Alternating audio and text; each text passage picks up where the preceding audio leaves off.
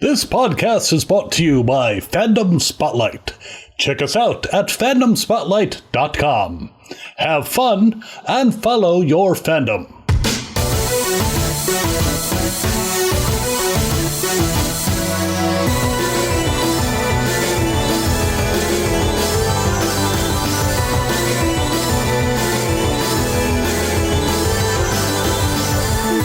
Anime. Did that It did. What was that noise? Was that you? Oh, that's my excited. That's my deep. Oh, There we go. I need one of those. We're keeping all of this. But anime, we have your attention, please, and welcome to another episode of Dragon Ball For Life, where you come for the content, but you stay for the culture. And we have another brave challenger, another brave adventurer who has decided to answer the Dragoncall. Our guest today has us hooked because she soars above the sky, second star to the right, and she will never land because she burns. Her fire burns bright like a scalding hot pan, and she has us lost, boy. See them Peter Pan references? You see what I did there? I see where you're getting here. See where you're going. Ladies and gentlemen, our guest today does everything, all the things. She's an incredible cosplayer, Twitch streamer, professional gamer, overall dope human being. It is our pleasure, lifers, to welcome to the Dragoncall interview of today, Miss TygarLily. Snap for the people, snap for the people. Hey. Oh, here, let's get a... Hey. Hi, guys. It's me. I also don't know who he's talking about. That was, that's not me. That's a different Tiger. People call me Tiger or Lily You around took her spot. here, You took her spot. It's you now. It's you now. Yeah, who's checking in for this chat? Imagine if there's two of me, guys. we don't ever see Well, her. thank you for having me on the show. No, thank you so much. I'm glad to be here. I'm very happy to be here because you are a fellow DigiDestin, much as myself, but we'll get there. But you have so many things, as described in your resume, you have so many things that we could cover. Where would you like to start? Do you want to start with the Twitch, the gaming, the cosplaying, the Digimon? Where you want to go? We can go anywhere. If we're going like on my life timeline, Digimon came first. You know, like Okay. It came out in '99. I was a part of the '99 television show, Hey. so Digimon, and yeah, I would like to. That's a great place to start. But I feel like that is something we could dig into. I was going to say, I feel like we'll get stuck there. I was gonna say, man, you two definitely would have just turned this into a Digimon stream. That's for sure. Yeah. Gotcha. So we'll table it. We'll circle back to it later in the interview. Matt's so excited to just talk to a fellow Digimon fan. A fellow DigiDestin chomping at the bit. Right. Nah, I mean, like you know, when we have our interviews, you know, we like to start off with the basics, just describe a young TygarLily. You know, what were you like as a child, and some traits that have carried on to adulthood today? Because some people who are watching you on the stream, they obviously know you, but those who are going to listen to it, the lifers, they may not. So talk a little bit about yourself. Yeah. Well, I am the only girl of 4 children, so Okay. I've got 3 brothers. Been running around, the only girl, always trying to prove myself, right? And so You the youngest or in the middle?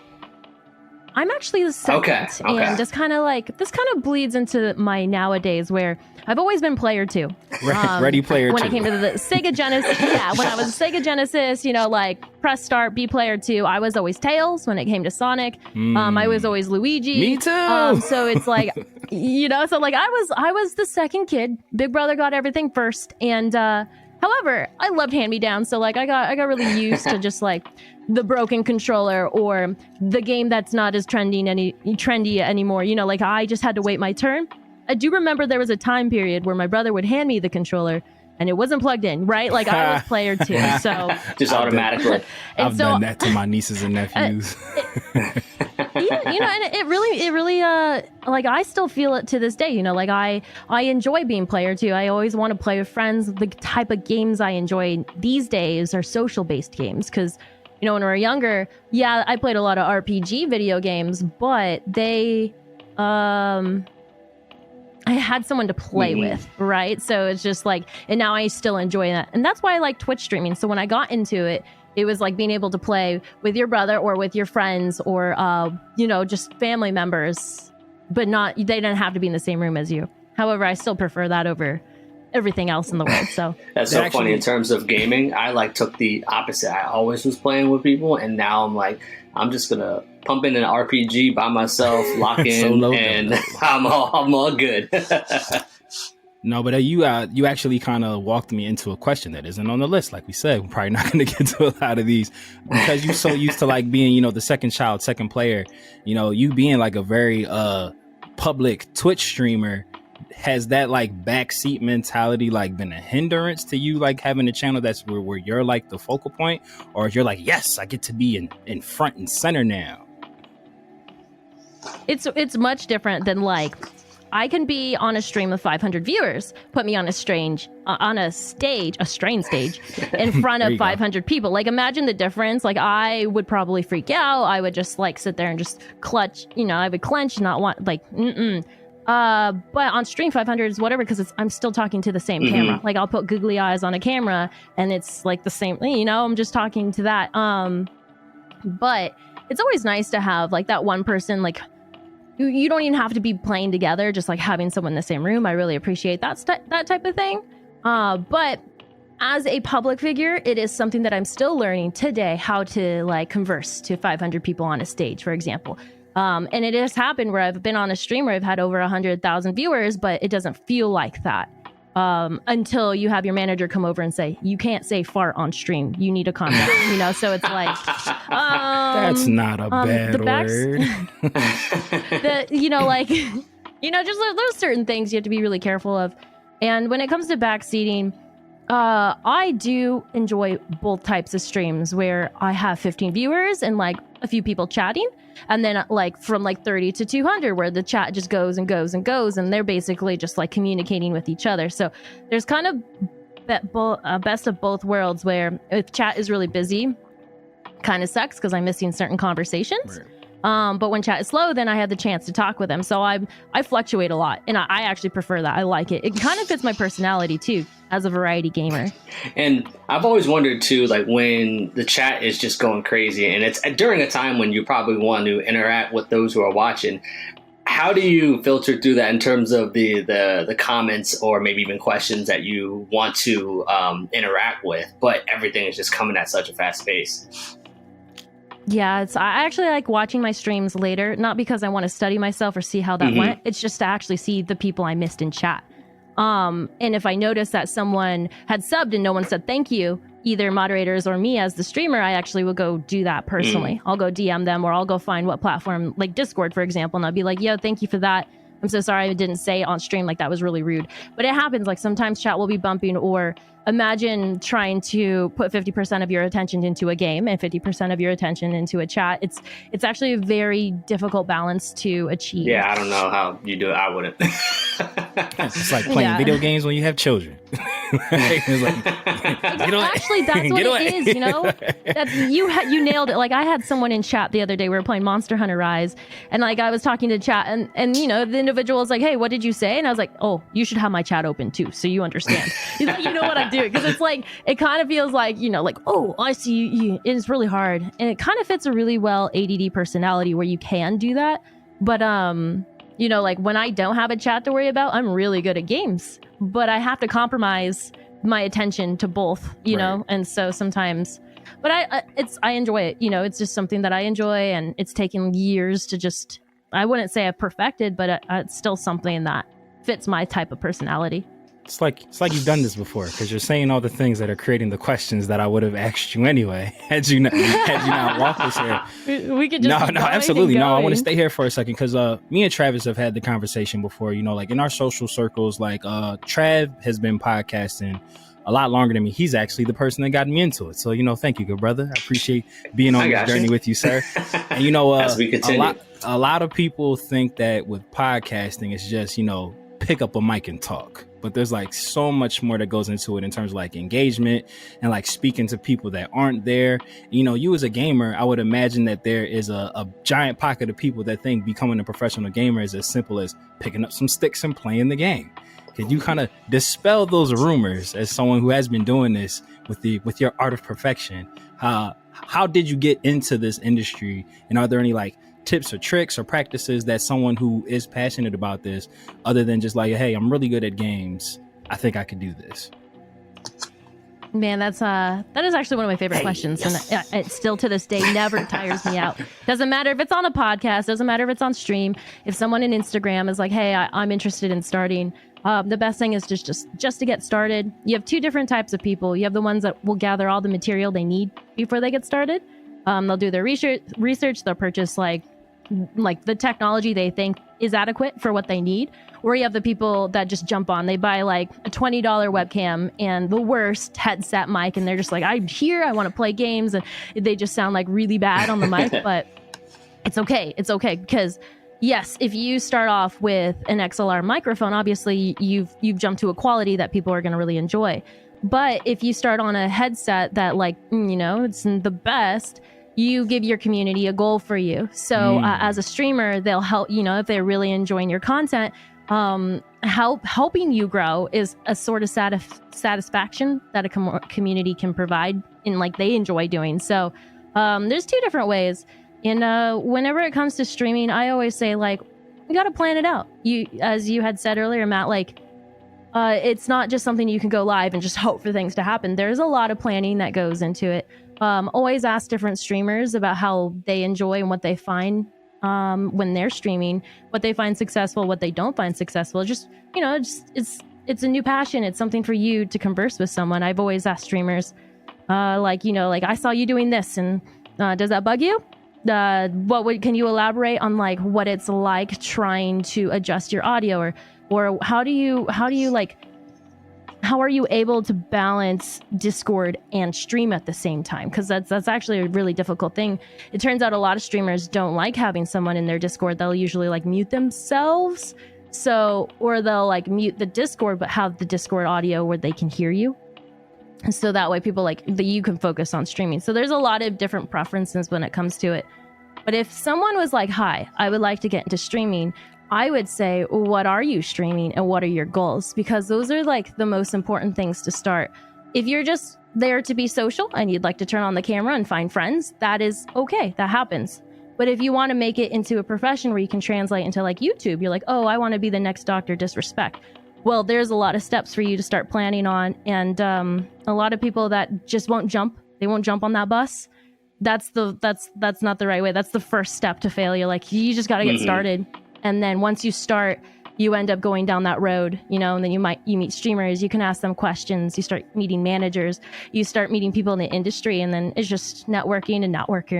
And there's a lot of work behind the scenes, a lot of work. So would you say networking is probably the biggest elements, or one of the keys in order building a following? Because I think the one thing, especially trying to build, when it comes to podcasts or anything in general, I think once people get started, they don't see the numbers that they think that they should be getting. They're like, oh, I'm funny, I'm great at gaming, or I'm on this podcast and I'm dropping all these gems, I'm dropping all this knowledge, and then they look at the numbers and the streams and they're like, oh, okay, and then just give up quickly. So outside of consistency and just staying at it, and also, like you said, putting in the work behind the scenes as well, what are some tips that you learned working within the field that you could, share in terms of building that following, building that network, so that, oh, okay, if I'm putting in the steps that I feel like I should be doing, then what are some other elements that I could be incorporating into my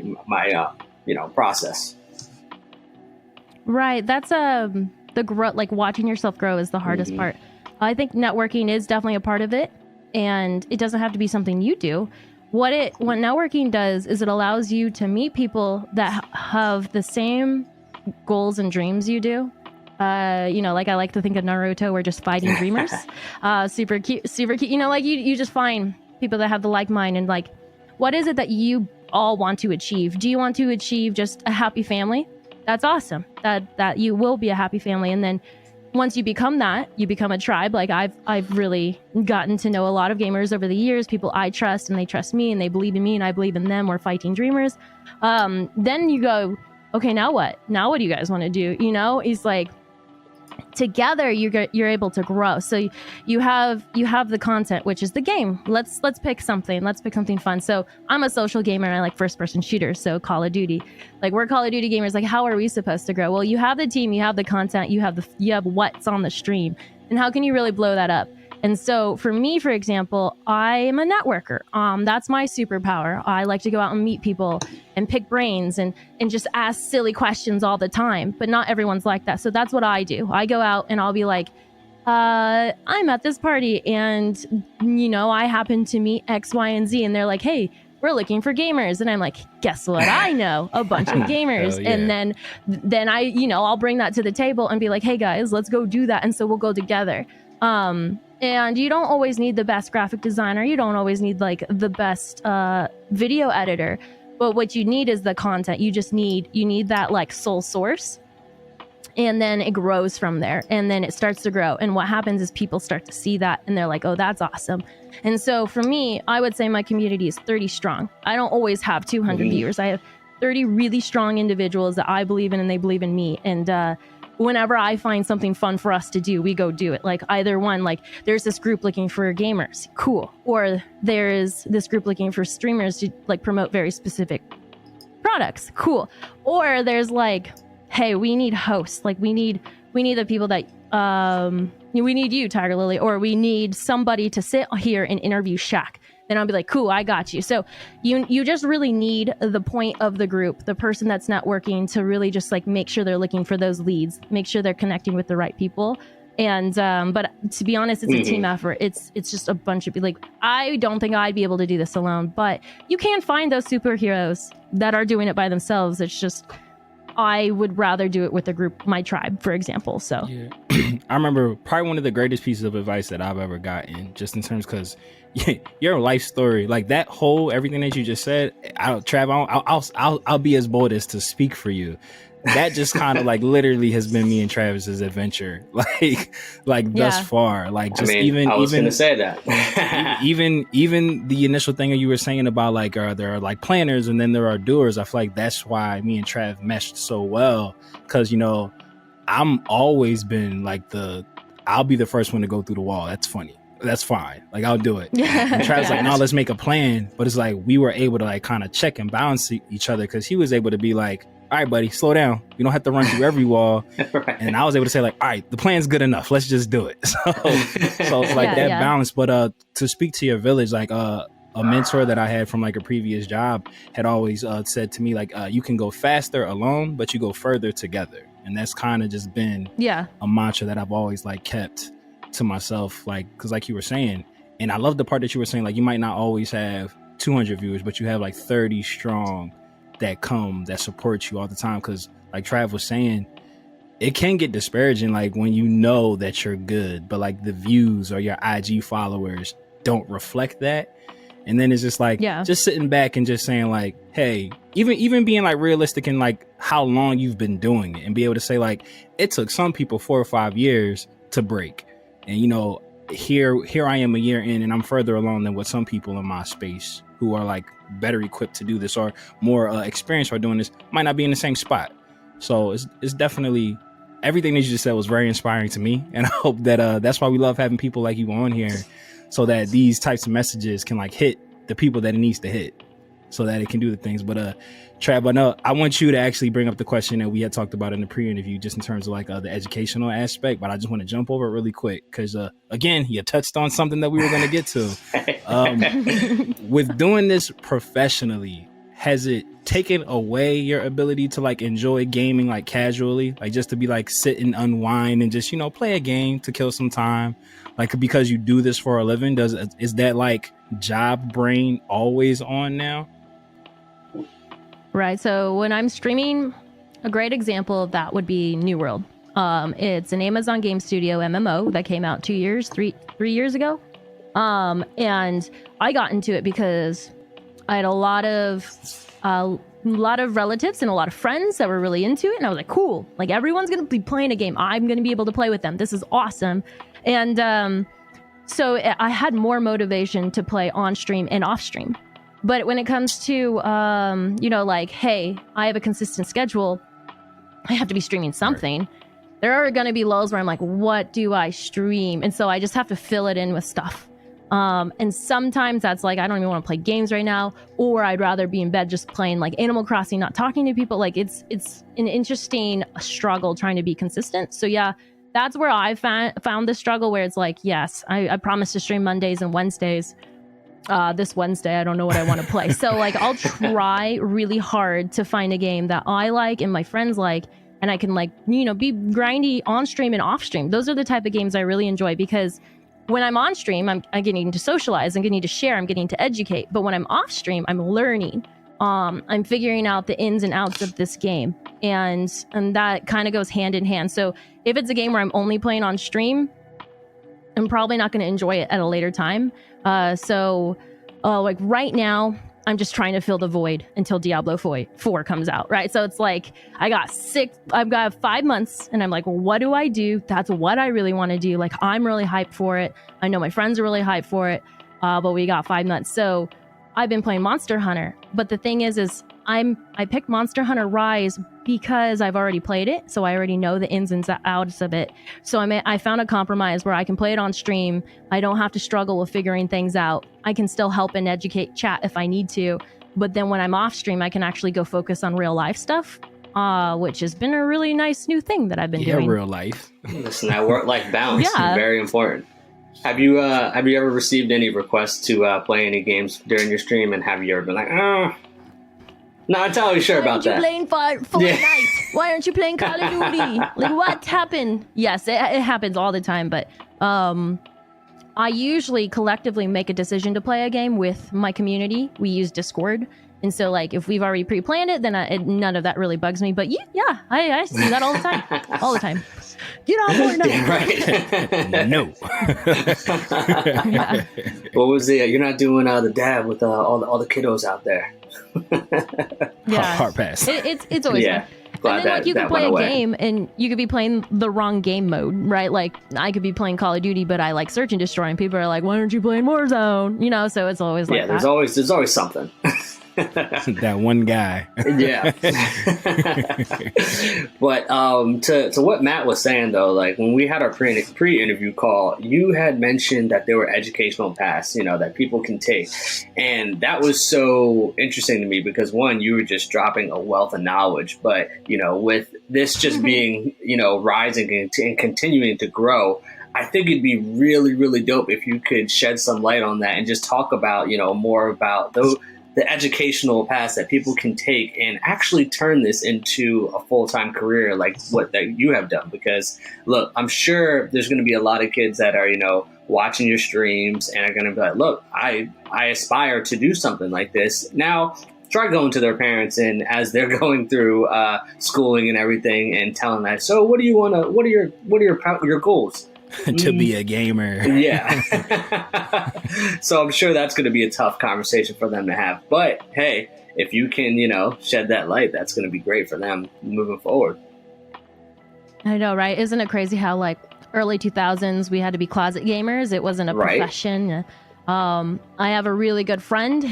He is the son of a World Series winner in MLB, and he had to struggle with the day where he had to be like, Dad, I do not want to be a pitcher like you. I want to pursue video games. And his story really, really inspires me because I'm like, that happens. And we, as gamers during that generation, had to find our own ways, find our own routes. But luckily, we have all grown up, and now we're making it easier for youth to get into it. We have scholastic scholarships. Colleges will actually pay serious kids. Provide scholarships for them so they can pursue that. And the best way to get serious about it is to start asking questions. One thing that we don't see too much yet, and we're hoping to see, is recreational esports in like elementary schools and middle That'd be schools. dope. Yes. Luckily in Atlanta, That'd be fire. we do have a few. Yeah, we do have a few. But that's the hardest part, is like getting the teachers and principals to move forward with that in school. So most of it is club activities. Most of it's recreational. And the best thing to do is, if you have an esports like facility in your state or in your city, go there and ask. they will have the resources for you. That's the best place to get started. If your kid is interested in actually playing professionally, then you want to go. You know, it's like me walking up to my dad and saying, hey, Dad, I don't want to play baseball anymore, but I'll play soccer. And my dad knew nothing about soccer. So what did he do to figure out how to get his daughter into soccer? He went to his friends that played soccer, like his friends, his kids who played soccer. He went to the schools and been like, hey, what club activities do we have? Like, those are your open resources and facilities. So for here, you would want to go to a facility, or even better, you can find some sources online. And if you're in Georgia specifically, we have the GGDA, which is the Georgia Game Developer Association. And that's ggda.org. And what they do is they help anyone that's interested in game development, anyone that's interested in esports. They will connect you and they'll find the right person for you. I love them. They help me. They help develop me as a host and an on-air talent, being like, hey, I would love to do this. And so you're going to find your resources out there. And when people see that you're passionate and that you're interested, or that you care about your child, or that you want your kid to develop the skills, even if they decide, like most children do, at the prime age of adult, that they do not want to go down that route, at least they have the opportunity to learn that, right? Instead of learning all the wrong habits and going down all the wrong roads, which is what happens, you know, that happens naturally in any career. So, but I love them. And we also have like Ghost Esports out here. Ghost Esports is associated with Skillshot, and Skillshot is ran by Todd Harris, and he's the one that advocates for this. Like, anybody that's interested in esports or video game development, it's the best way. And you might even think, hey, I would love to be a pro gamer. You do it, you learn about a game, you learn about like what it's like practicing every day. It's just like practicing an instrument, just like practicing for sports. And you realize like, hey, I get it, but I'm not the next ninja. Like, I don't have those reaction speeds I need to win the next Twitch rivals. But that doesn't mean you don't have a career option. You actually could be a coach now.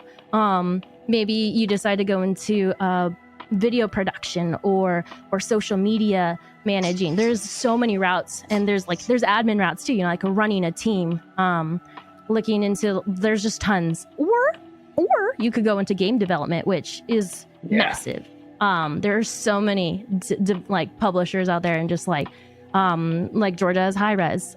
We have so many different like places. And the funny thing about what you were just mentioning there, all those different positions that you named are all positions that we hear within companies. And I think it's just continuing to spread that message and establish that, hey, this is a profession. This just isn't a hobby. Because, as you had said, you know, you can be an admin, you can run a team, you can get into gaming development. There's a lot of options and different roles within this industry that can make it a full-time career. And I think just instilling that into people's brains, and also just spreading the message that, hey, look, like, this is something that is stimulating our kids' minds, and is also, you know, encouraging them to pursue what they want to pursue, while also, you know, thinking about their future. So I think that's great that, you know, that you were able to speak on that. And just out of curiosity, outside of Atlanta, what other cities that you know of that have, you know, these esports facilities, or that are a lot more progressive in that realm of just accepting the fact that, hey, this is a profession that kids can pursue? Yeah, man, I just went to Texas recently, Arlington, Texas. I went for the Smite World Championships. I went with the High Res devs just for fun, you know, and, you know, like they have right next to the Dallas Cowboys. The Dallas Cowboys, their arena in Arlington. And then, yes, and then sir. Right there, right in the middle of all of it was the esports arena. All beautiful and everything. It was like a quarter size of those big sports arenas, but I was just like so proud to see that there. And all you would have to do is like look up esports arena in Arlington, Texas, and then just Google would just provide you with all the resources you needed. Like, are you into Overwatch? Are you into Smite? Are you into League of Legends? And so that's just like a whole like highway of more resources and information for you.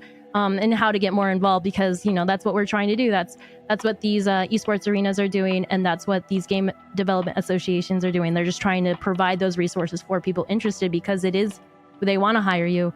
They want to help you go down the right route. And then you also have LA. LA's booming.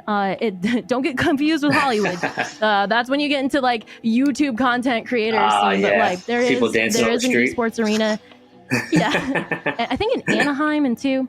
Another one too, internationally, there is the IGDA, which is the International Game Developer Association. I just did stuff with them recently where I was just playing games from around the world, and it was really interesting. But it was cool. It was really fun. And I believe that's actually a website. That's just igda.org. Yes. And then DreamHack, for example. I worked for DreamHack as well, and they're international, so they have tons of resources. That's where I learned a lot. I volunteered my time for DreamHack Atlanta, where I was on a stage and I got to interview video game developers and, ask them about their passions and just show off the games they were working on. And then they would show me a demo of it and talk about it. And I'd get to ask about like, oh, why is that Easter egg in there? What inspired this music? And then years later, it showed up on the Xbox Game Pass. It was like a really awesome experience. And so there's tons everywhere, tons of resources for you guys. I find it so funny. Me and Travis have been, we've been fortunate enough to have like a bunch of different content creators in different departments of this lovely nerd culture that we all become a part of. And it's funny it's funny how you guys all flock to like Texas, Florida, Atlanta, because Texas and Florida are not two places that I would think that are like the mecca of the culture. Boston has PAX East, so there's that, and then which is ReedPop. So if you're ever interested in getting more involved with like that scene, that's ReedPop. And then I believe there is an arena, but I can't remember if.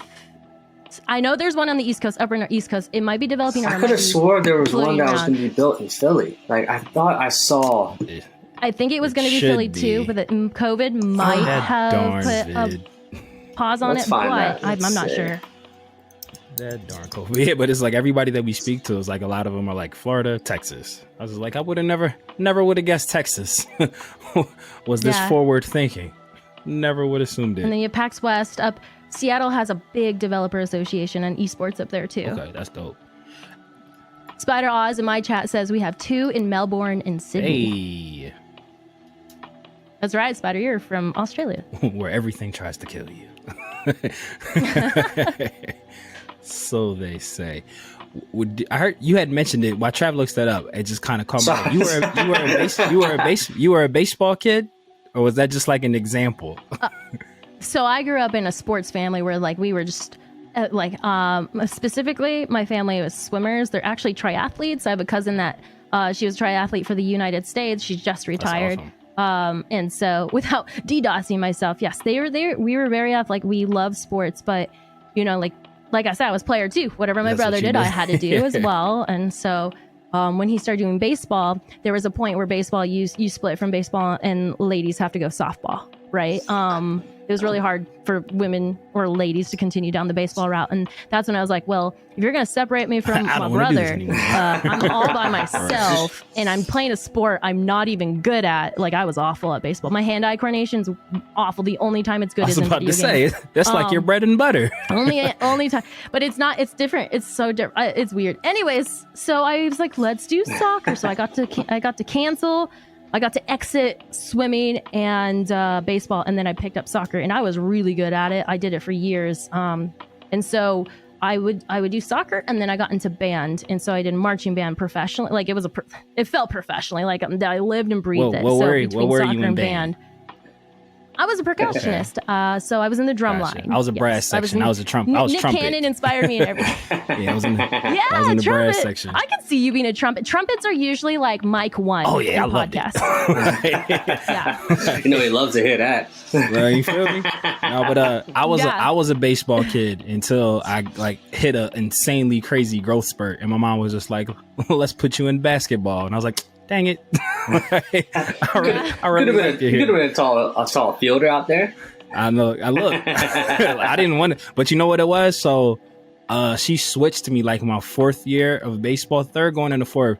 And that was the year when it became like your peers pitching. And I was like, yeah, y'all not about to hit me with this ball. Oh, that's fine. Because, first it was like T-ball. Then it was like the pitching machine. Then it was like the coaches would pitch for each team. And then it was like, all right, we're going to start letting kids pitch. And I was like, No, it's cool. This is a good time to get out. It's a good time to get out of the game. A lot of the cool activations I've done here in Atlanta were with the Braves. So I don't know if you like the Braves at all, or Smoltz. It's his son that I was talking about earlier. They're literally one of our division rivals. We are diehard Phillies fans. So everything wrong with what I just said came out of my mouth. And you know what? This was a great interview. So we're gonna. All right, cutting it. She's a Braves fan. We're cutting it short. No, so it did say that they've rethought the plans of building the arena, or they want to build a smaller arena that can be used not just for esports, but for concert shows, things like that. So yeah, it sounded like they initially were going to build. Atlanta was the same too. I think they had spent like a $3 million on an arena and stuff, and then COVID, and like all the money was gone. This was Cox Enterprise, so the people who own Atlanta Reign and Atlanta FaZe. So unfortunately, we did not get that. We're in the same boat as you guys. We do have an arena, but it's in I think it's in the mall of Georgia, mall of Georgia. So yeah, when I did my quick Google search, it looked like there was someone says like the Cherry Street basement where they had something. I was like, okay, well, like Cherry Street here. Yeah. For when I was looking, and in the basement, that's gross. They gotta treat our people better, man. That's like 10 people max. It's a full house. Get real hot and sweaty down there. Right, we are at capacity. That's what it kind of does feel like. Like the smaller arenas, like without any fan, like rooms for fans or anything or viewers. That's basically what it is. It's like one little room and some. So basically, how much you want it. It'll show us how much you want this.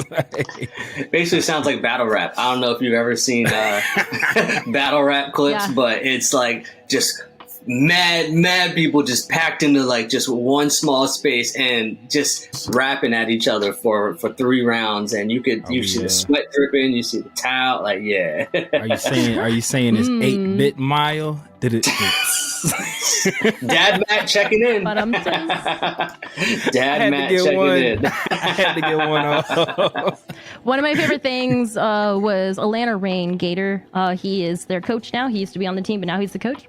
I can't tell. I think it was Florida, and they went up against Florida, and the Gator says, "Hey guys, the tactic is we're not showering because they put them in a room where they basically were facing each other, and we're gonna beat our rivals due to smell." I can't hold you. That would work on me because I 1000%. I get made fun of for the amount of showers I take in a day. So if I'm walking in and I smell the muss, I'm like, all right, I'm waving the white flag. Around. I would have had to pinch my nose. Look, they were masking up before COVID happened, so. But I know Matt. Deodorant inside your mouth. I know Matt is dying to talk to you about Digimon, but before we get to that, I just want to get a couple questions more that are going to be related to just your career in the industry and everything. But I just want you to talk a little about the impact of the importance of female representation in the gaming industry, because Matt and I. We started this podcast because not only just our love for anime, but also we want to build a platform for people like us where we just felt like there wasn't really content creators or too much that were speaking to people that looked like us. And we love to champion diversity. We love to see minorities that are in the field that are successful and excelling, but also too, there's been a huge surge of female representation as well, which has been amazing. So can you just speak a little about, the importance of that and, the impact you would like to leave on young women that, are looking at you and like, I want to be like TygarLily. Yeah, there was a question I had seen as well. This kind of goes into it. A lot of the women in this industry that I look up to are my inspirations, because it's like you want to make sure that we can make it. Right. I think the biggest one for me was going from being like, oh, I'm appealing to the male viewership to I'm appealing to women and girls, and I want to make them feel like they're empowered when it comes to gaming. So when I had first moved to Georgia, that was one of my goals, because there was one very specific woman who believed in me. She is the CEO of Axis Replay, now known as AXR Edge. She saw what I was doing, plucked me off the street and was like, do that here. And I grew because of it. Someone believed in me. And, right. So I wanted to do the same thing for, other women. And it doesn't have to be women at this point. I'll do it for anybody. But, just being like, hey, are you going to be a badass representative of us? Yeah. And down the line, that's how it ended up. I found inspirations that I could look up to. So when it came to Overwatch, I was like, I need to find a female gamer who's badass at this. So I found Fran. So she mained Anna, and she was a content creator for Atlanta Reign. And because of that, I started to learn Anna. So she inspired my character choice when it came to Overwatch. And now I love playing Anna. And that's all I ever like. I love support characters. And seeing her just do so well really helped me out. And then, down the line, people were like, oh, you're really good at gaming. Who taught you? And I was like, well, it was a girl. She taught me. And, so like I could keep going. So then it came to hosting, right? So this one time I got hired by Access Replay, now known as AXR Edge, the same woman who believed in me, plucked me, told me to sit in a seat, and I did. So I worked for AT&T and Cloud9 at DreamHack 2019. And Erin Ashley was there, so she's now the main female host for XSET. And she interviewed me, saw what I was doing, asked me to be on Cheddar Esports and talk about what it was like being a Mixer streamer. And that was more faith in me and seeing someone that like was excelling at being a female host in the esports scene. I was like, that goals. Like I could hear goals right. And now she's working for XSET, and I'm like this close behind her. Like I have, with my current job, like I'm working with her content creators. So it's just you see someone and they do it right and they're doing it, and you know how I told you earlier, you just want to ask your peers down that road of as you're streaming, just continue to communicate with them. And I was also I am a cosplayer. So, We're gonna get into that. So here's another inspirational moment for me. She did bring out the Buster sword in the back, so I'm very appreciative of that. Just women that inspired me and stuff. So gamers community. Mm-hmm. You guys actually have an amazing peer, Yali. Hey, we love Yali, the best. That's our executive producer of the DB4L podcast. Yes. We make sure to give her multiple shout outs each podcast. We love you, Yali. Keep doing your thing. So she and I are a part of Game Hers, and Game Hers is a community that who identify as women and represent almost half the gamers in the world. Women are gamers, and we are rarely represented. And one thing when I was on Mixer was someone reached out to me and said, hey, I see that you're a cosplayer. You should apply for this, and nominated me for Game Hers.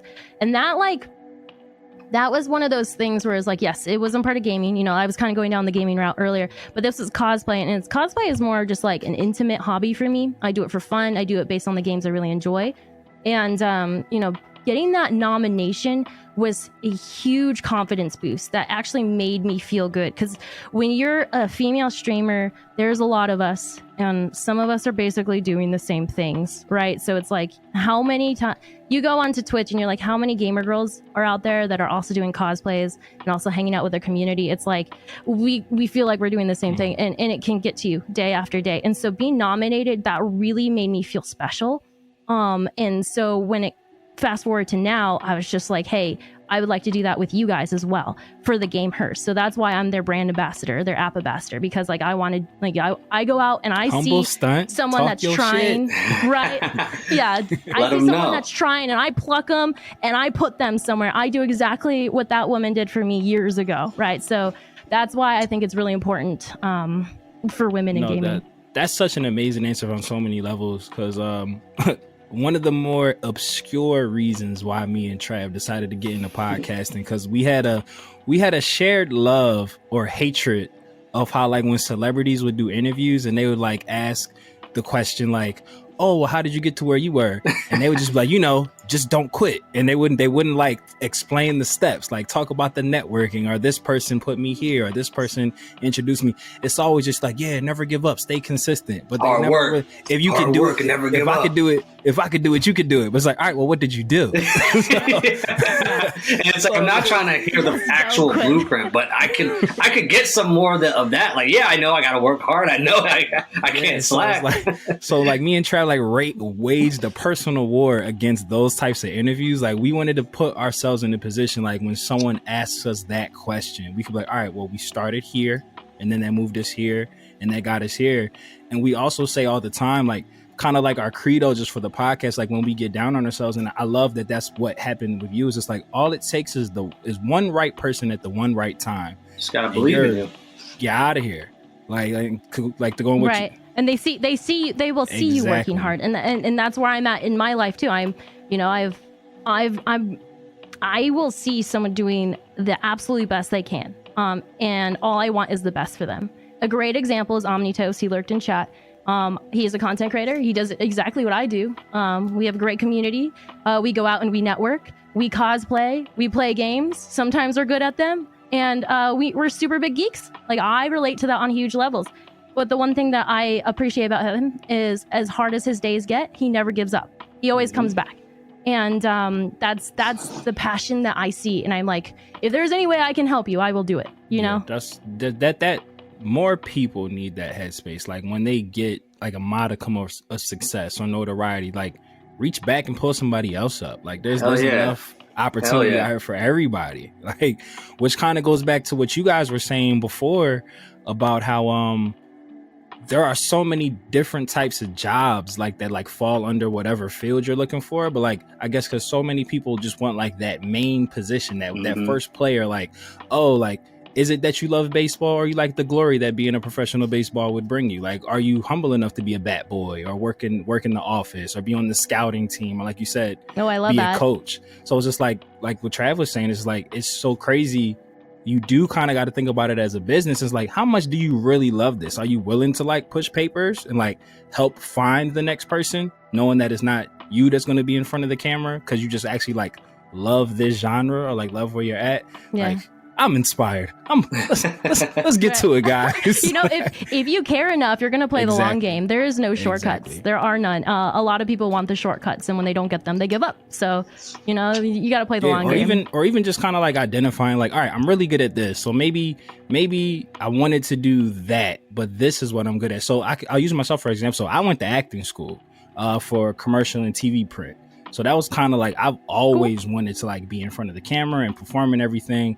And, you know, I did it as a kid and I kind of was like really good. I like book jobs and stuff. I don't know if I could trumpet personality. I don't know if I could ever find those infomercials again. My mom probably has them like buried in the attic somewhere. Just stay up till 3 a.m. and I know, right? find it on a random channel. But, you know, when I got introduced to, you know, podcasting and, you know, Trav was doing it and I was like, I really liked it. Like I kind of like clicked to it because like I like to talk and like I like having interactions with people and like picking their brains and like learning, like absorbing what they got going on. But, you know, it was at first kind of like a shift in my headspace because it's like, all right, well, I wouldn't be on camera. This is a lot more of like a solitary type thing. Like, and then me and Travis say all the time, we kind of did this backwards. A lot of people usually have a platform and then start a podcast. We started a podcast to use as our platform.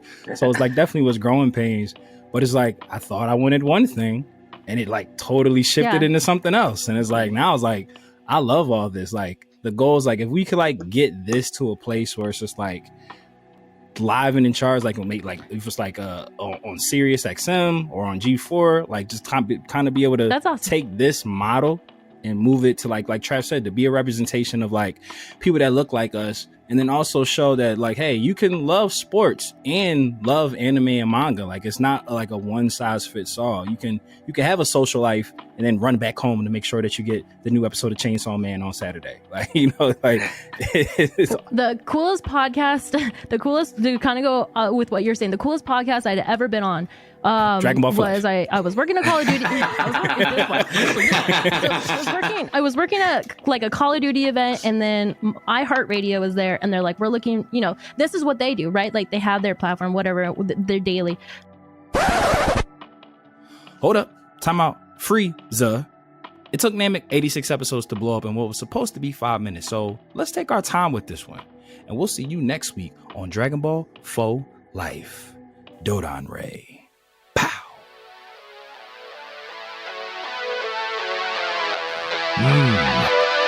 Mortals, listen up. It's your god of destruction, Beerus here. Subscribe and follow the Dragon Ball for Life podcast, or else you shall be erased from existence. Hakai.